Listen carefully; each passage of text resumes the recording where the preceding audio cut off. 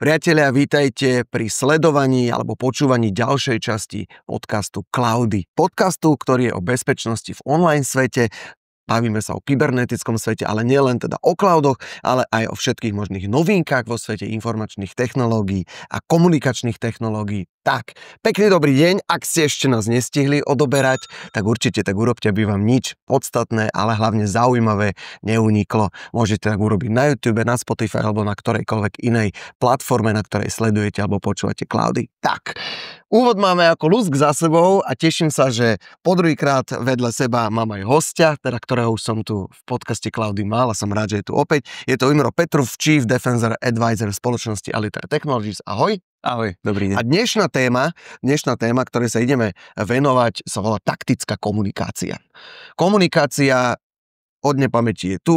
Samozrejme všetko, tak ako sa vyvíja, aj komunikácie sa vyvíja. Kedysi stačili na to kamene a vytesávanie do kameňa, potom prišli už aj nejaké listy, teraz už aj e-maily. Ale čo e-maily? Ale my už máme všetko, my už to máme aj s obrazom kdekoľvek na svete a nielen na svete, ale už aj mimo sveta. Ale predsa len sa spýtam, čo to vôbec tá taktická komunikácia je? Prečo taktická komunikácia? Sme zvyknutí na to, že v urban areách, v mestách, všade, kde je veľa ľudí, máme vystavané komunikačné siete. Registrujeme ich bežne cez maily, webové prehliadače, telefonáty, rôzne videohovory. A všetko toto vlastne sa deje na pozadí s infraštruktúrou, ktorá umožňuje obrovské prenosy. Ale v momente, keď ideme niekde vonku do prírody, ideme do poľa, alebo riešime nejakú situáciu v lese, alebo niekde ďaleko od týchto miest, tak zrazu zistíme, aha, tu nie je signál, tu nemám dosah na moje data. A tam hovoríme o nejakom prostredí, kde by sme potrebovali zabezpečiť túto komunikáciu. Práve takejto komunikácii hovoríme taktická. Taktická, pretože sa jedná hlavne nie o také ojedinelé prípady, ale o taktické jednotky, čo sú v našom prípade hlavne vojaci, policajti, hasiči. Jednotka, ktorá má svoje určenie, ktorá ide s nejakým cieľom, s nejakou úlohou mimo zastávaných mestských oblastí a musí so sebou väčšinou niekedy priniesť tú taktickú komunikáciu. Tak toto je tá taktická komunikácia. Toto všetko je možné vďaka vysokorýchlostným komunikačným trasám, takže aj tým sa budeme troška venovať. Ale povedzme, že prečo je vôbec tá taktická komunikácia dôležitá? Počas bežného života, keď sme doma, alebo pozeráme televíziu, alebo počas sviatkov využívame mobilné telefóny, tak vlastne žijeme taký ten svoj relatívne kľudný život a nič sa nedeje. V momente, keď sa niečo začne diať, a môže to byť maličká nepatrná udalosť, ako napríklad sviatok alebo Vianoce a začneme si všetci hromadne posielať SMS-ky a telefonovať, zrazu zistíme, že tá sieť má nejaké výpadky. A nedokážeme sa dovolať rodine, nedokážeme poslať SMS-ku. Je to trošku nekomfortné, ale sme to ochotní nejakým spôsobom akceptovať, lebo to trvá chvíľku a potom sa k tomu zase vrátime. Ale taktická jednotka, ktorá ide plniť napríklad bojovú úlohu a nemôže si dovoliť čakať s informáciou pre svoje veliteľstvo, že čo sa tam teraz momentálne deje, alebo požiarníci, keď hasia požiar, tak oni si musia byť istí, že tú informáciu, ktorú spracujú, to hlásenie alebo žiadosť o pomoc, tak takáto informácia musí byť okamžite odoslaná na veliteľstvo, na nadriadený stupeň alebo na ten kooperačný tím, ktorý je niekde inde a oni sa jednoducho musia v tom momente dohovoriť. Preto je dôležitosť tej taktickej komunikácie. Áno, už si to tak načal, ale beriem to teda, že týka sa to napríklad aj na hromadných podujatiach, ako sú festivaly, veľké koncerty, zhromaždenia. Tam sa takisto stáva, že vlastne človek a napriek tomu, že vidí, že má sieť telefónu, tak nevie odoslať alebo nevie sa dotelefonovať. Čiže na akom princípe to celé funguje? A presne tak. My, keď hovoríme o taktických komunikáciách, tak sa väčšinou nechceme spoliehať na tie siete, ktoré sú vystavané v mestských oblastiach, ale snažíme sa buď si doniesť a postaviť vlastné komunikačné technológie, či je to už satelít, alebo je to nejaká rozmiestnená dopredu pripravená komunikačná sieť, alebo to môže byť prenajatý cloudová služba, ktorú si zaplatím a mám isté komunikačné pásmo, ktoré môžem tieto veci prenášať.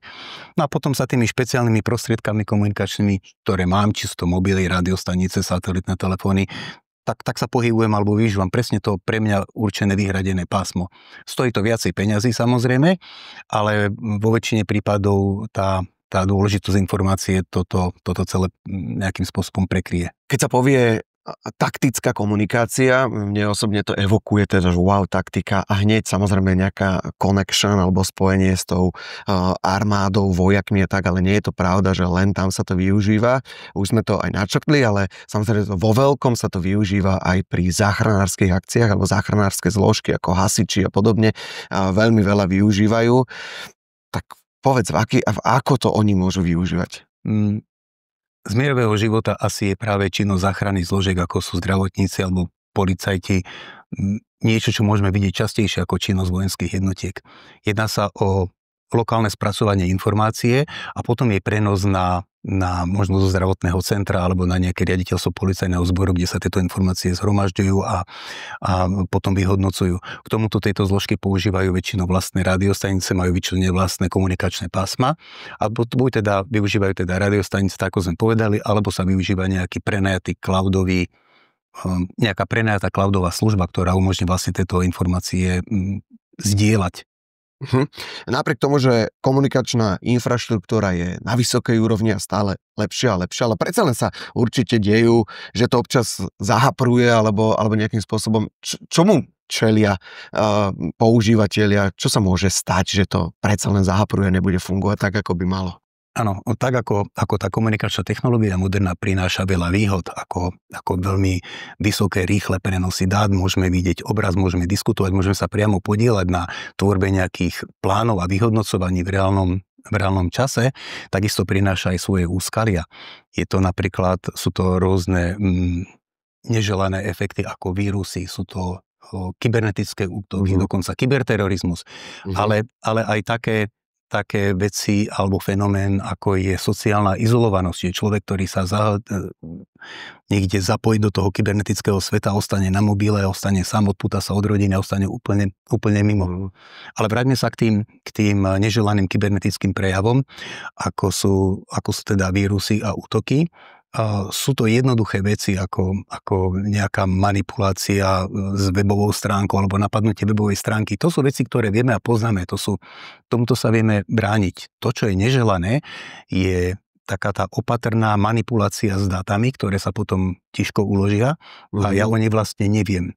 A toto je veľmi nebezpečné, pretože zmanipulované, upravené dáta môže mať napríklad neželaný efekt ako pôsobenie na vlastné sily alebo poslanie záchrannej zložky niekam inam, než má ísť. A to je niečo, čo nechceme zažívať.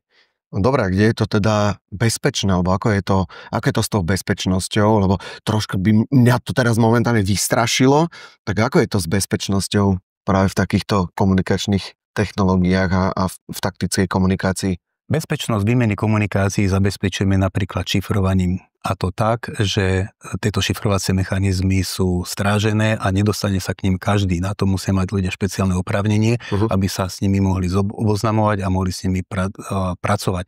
Tým dosahujeme to, že sa k naozaj citlivým dátam dostanú iba ľudia na to určeným. Vlastne sa snažíme zašifrovať dáta, ktoré opúšťajú miesto, kde sú pripravené, spracované a zase sa rozkodujú až v tom cieľovom bode. Dobre, aké sú teda tie základné požiadavky na taktickú komunikáciu? Tá taktická komunikácia má takých 5 základných požiadavok. V prvom rade je to rýchlosť. Chcem, aby moje dáta, ktoré spracujem, okamžite odišli a prišli na miesto určenia. A spoľahlivosť systému, to znamená, aby sa nestalo, že nejaká anténa prestane fungovať alebo spadne server a celý systém nejakým spôsobom zlyha. Ďalej je to bezpečnosť, to je to šifrovanie, o ktorom sme hovorili, aby som si bol istý, že nikto mi s dátami nebude manipulovať a tá informácia, ktorú napíšem, že je taká, tak v takom stave sa dostane aj k tomu koncovému používateľovi alebo k tomu môjmu šéfovi, ktorý si prečíta a je si istý, že to, čo číta, je také, ako prišlo. Systém by mal byť jednoduchý. Čiže ja chcem, aby s ním vedel spracovať bežný človek, aby som ho nemusel špeciálne zložito školiť, pretože keď ten človek odíde alebo niečo sa mu stane, tak by som musel ďalšieho experta školiť a to je niečo, čo nechcem. A posledná vec je interoperabilita. To znamená, že takýto systém bude vedieť spolupracovať s iným podobným systémom, ale že si budú rozumieť a to, čo ja chápem v tomto systéme mojom, že je napríklad kladná odpoveď, tak bude znieť ako kladná odpoveď aj v tom druhom systéme. To sú také tie základné oblasti, ktoré by sme asi takto mohli zosumarizovať. Už si to troška načal, ale predsa len ešte sa tomu povenujeme, že ako tá digitalizácia toho celého ovplyvnila spôsob komunikácie v tých kritických momentoch. Hej, čiže povedzme si nejaké pozitíva a negatíva toho celého. Už si spomínal, že to negatívum tam určite je napríklad ten kyberterorizmus a naopak tá pozitívnosť je, že je to rýchle a je to dostupné. Áno. Hovorili sme o množstve vymenených dát, o tom, že sa zúčastňujeme na online prenosoch, že dokážeme diskutovať okolo celej Zeme, dokonca aj z vesmíru, z blízkeho vesmíru, že vlastne dneska fyzická vzdialenosť nerobí problémy alebo rozdiely medzi ľuďmi.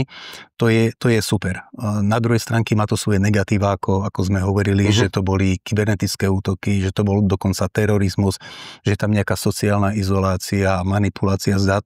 To sú nechcené efekty. Čiže máme také dve roviny. Na jednej strane máme úžasné, obrovské prenosy veľkého množstva dát, ktoré nás dokážu spojiť okolo celej Zeme.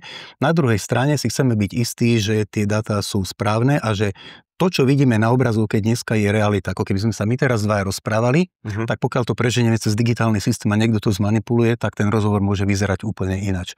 Čiže sa snažíme a tu využívame hlavne také veci, že spracovanie a zabezpečenie dát na mieste spracovania.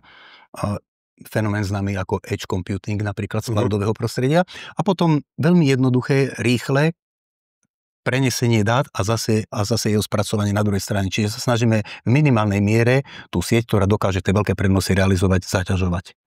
Je nejaké miesto na Zemi, kde by som nemohol komunikovať? Poznáš také miesto?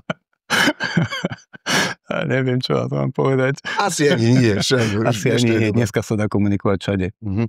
Existuje, to sa spýtam teraz úplne, že laicky, ale vrtalo mi to v hlave, už keď som si tie podklady pripravoval. Existujú, alebo sú nejaké rušičky, ktoré mi znemožňujú komunikovať? Určite áno. A využívajú sa aj v tom dobrom. Napríklad, že my keď rozprávame v miestnosti a máme pri sebe mobilné telefóny, tak ten telefón počúva. Vidíme to na tom, že nám podsúva reklamy cielené, že vlastne reaguje na oslovenia, ale s dobrým úmyslom vyhľadáva nám informácie, ktoré požadujeme, či už stlačením gombíka, alebo len oslovením. To znamená, tá komunikačná technológia dneska počúva. Je fajn. A pokiaľ my tu sami dvaja chceme rozoberať nejaké témy, ktoré sú citlivé, povedzme, alebo nechceme, aby nás niekto počúval, tak sú zariadenia, ktoré vytvárajú elektronický šum, hluk, tak, aby tie zariadenia nefungovali, alebo jednoducho zarušia signál spojenia s okolitými bez základňovými stanicami a tým pádom znemožnia tým telefónom, aby takto pracovali. Takže áno. Imro, my sme túto tému už celkom dobre načali, už aj sprava, aj zľava sme už trošku poobracali, už vieme, že kde sa taktická komunikácia využíva, aj ako sa využíva. No a ja viem, že aj Aliter Technologies samozrejme ponúka riešenia, tak aké sú to riešenia a čo teda ponúkate v oblasti bezpečnej komunikácie? Aliter Technologies v prvom rade využíva na budovanie svojich zariadení kvalitné výrobky alebo kvalitné a uznávané produkty, ako sú napríklad Cisco dosky pre routere a switche, ako sú napríklad rádiové karty s vlastným šifrovaním, napríklad Persistent System alebo Silvus Technologies. Takéto zariadenia sú potom zodolnené a upravené našimi inžiniermi a pripravené na prácu vo veľmi náročných podmienkach. Hovoríme o príprave na testovanie podľa náročných amerických noriem, ktoré sú označované ako MIL STD, sú všeobecne uznávané v NATO. Takéto testy sú vykonávané treťou stranou a po vykonaní takýchto testov, ešte napríklad pred použitím v ozbrojených silách, idú tieto zariadenia na náročné vojskové skúšky. Keď toto zariadenie prejde takýmito skúškami, až potom nejaká komisia vydá povolenie na to, aby tieto zariadenia mohli byť použené vo vojenstve napríklad. A medzi tie mobilné a taktické komunikačné riešenia od spoločnosti Aliter patrí aj Comtanet. Tak nám skús troška predstaviť, teda, čo to vôbec je a aké riešenie nám ponúka. Comtanet je jeden z dvoch systémov základných smerovaní, ktorý máme.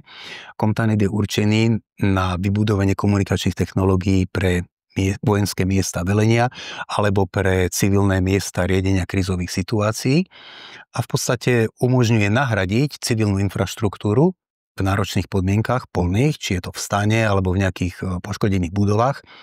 A je to technológia, ktorá je charakterizovaná routerami, switchami, serverami, komunikačnými bránami, napájacími zdrojami, vysokorýchlostnými magnetovými rádiami a vlastne nám umožní tým používateľom vytvoriť komunikačné prostredie v mieste, kde infraštruktúra nie je dostupná, alebo je poškodená, alebo z nejakého dôvodu ju nechceme použiť. Máme aj pokročilé komunikačné riešenie pre krízové situácie. To je Comtac, takže predsa máme ešte aj Comtac. Áno, to druhé smerovanie, o ktorom chcem hovoriť, keď teda Comtanet bol pre miesta velenia a teda dostanú do nejakých budov, tak Comtac je komunikačná technológia určená pre vozidla. A to také vozidla, ako sú policajné, alebo hasičské, alebo vojenské, mohutné, ťažké vozidla, v ktorých by bežná komunikačná technológia nevydržala, alebo by sa rozsypala, alebo tam sú veľmi náročné podmienky, napríklad prach, voda, vibrácie. Tak rada Comtac je určená práve do takýchto vozidel. A čo nám umožňuje, umožňuje, aby posádka medzi sebou dokázala komunikovať, napríklad cez slúchadká a mikrofóny, aby dokázala tá posádka z vozidla komunikovať s posádkou, ktorá je mimo vozidla, dokáže vozidla spojiť medzi sebou a dokáže prepojiť takéto vozidla alebo takúto zostavu na nadriadený a podriadený stupeň. Dobrým príkladom je napríklad, alebo takto, tá komunikácia prebieha v 3 sférach. Jedna je rádiová, jedna je dátová, jedna je hlasová.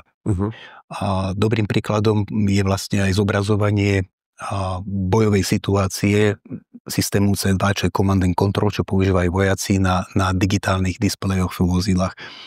Takže Comtanet bol pre miesta velenia, Comtac je pre vozidla. No dobre, ja som narazil pri príprave týchto podkladov aj vlastne komunikácii s tebou na robustné riešenia. Čo sú robustné riešenia? Robustné je také slovo, ktoré... Čo to znamená? Robustný je mohutný, bezpečný, stabilný, dostatočný. Inými slovami taký, spoľahlivý, že viem povedať, keď mám to riešenie robustné, viem sa na ňo spoľahnúť a pravdepodobne mi nezlyhá a budem ho môcť využiť. A to je práve takéto magické slovo, ktoré jednotky, ktoré chodia do pola, už ktorákoľvek silová zložka, tak takéto spojenie by chcelo mať.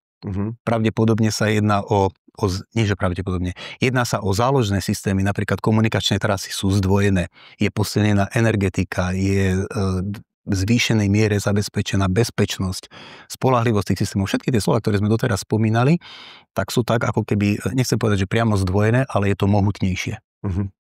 Tak to je robustnosť. Dobre, aj som si to tak myslel, ja som si to nevedel úplne predstaviť, že čo všetko to obnáša. No výborne, takže načali sme aj Comtanet, aj Comtac. Pozrieme sa na tieto riešenia aj hlbšie, ale odložíme si to na druhú časť, pretože to si zaslúži, lebo budeme si tam hovoriť aj konkrétne príklady z praxe, ktorých máme celkom dosť a naozaj, že sú zaujímavé od športových podujatí, hudobných podujatí až teda po spoluprácu v armáde, respektíve v vojenských častiach. No dobre, takže Imro Petruf, Chief Defense Advisor spoločnosti Altair Technologies. Ďakujem veľmi pekne. Prvá časť našej taktickej komunikácie za nami, ale keďže hovorím, téma je to obrovská a nechceli sme to všetko dať do jednej časti, tak sme si povedali, že to rozdelíme pekne do takýchto dvoch. Prvú máme úspešne za sebou a na tú druhú vás taktiež pozývame už teraz a tešíme sa na ňu. Ďakujem veľmi pekne a vidíme sa na budúce. Ahojte.